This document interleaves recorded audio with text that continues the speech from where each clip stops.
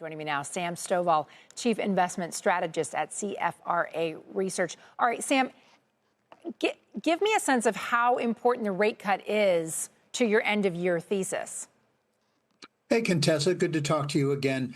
I think we're heading into November and December, which is by far the best two-month stretch of the calendar year, not only in terms of average price change, but also in frequency of advance. We also find that the consumer discretionary sector has been the second best performing sector in this two-month period, going back to 1990. So when I look to it, and history says we could end up with a good two-month final move in the market, then I also look and see that because of the potential for a softening job picture, we do think that the Fed will be cutting again in December.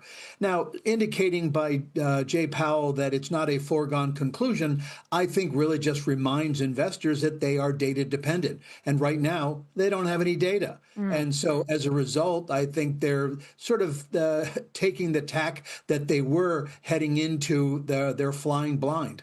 Okay, so in that case, without a lot of data from the government or others, you're looking at earnings from companies, guidance for the fourth quarter of this year. How's that shaping up for you? Well, that's shaping up quite nicely as well. What we're finding is that the earnings picture has been improving. At the beginning of the quarter, expectations were for about a 7% gain. Now it's more like 11.5%. We've also seen improvements in the fourth quarter as well as for all of 25 and 26. So there has been an upward revision across the board. And I think that's what's really allowing the market to continue to work its way higher.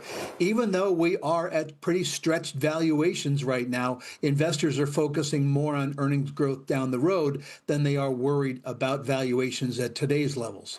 All right, let's talk a little bit about your retail call. You say you like XRT, that there's been some positive divergence. I don't know if you got to hear the whole conversation with my colleagues covering various sectors across the economy, but we all have heard from certain companies, that leading companies in these industries that we cover, that budget-minded American consumer is feeling really pinched. Does that factor at all into your outlook?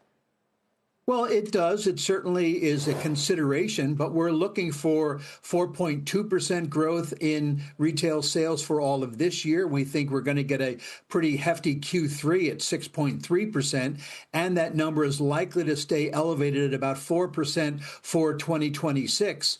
Also, what's the old adage? Consumers stop spending only when the banks stop lending. And so XRT was an ETF that was highlighted by our Lowry Research technical analysis group as one that, being equally weighted, it's almost as if it were a small cap group that has been showing some improved momentum, showing some improved relative strength.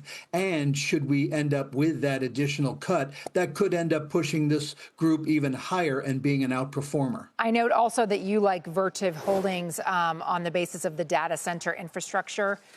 We certainly have heard these big hyperscalers talk about how many hundreds of billions of dollars they're prepared to invest in that. Sam, it's great to see you today. Have a great weekend.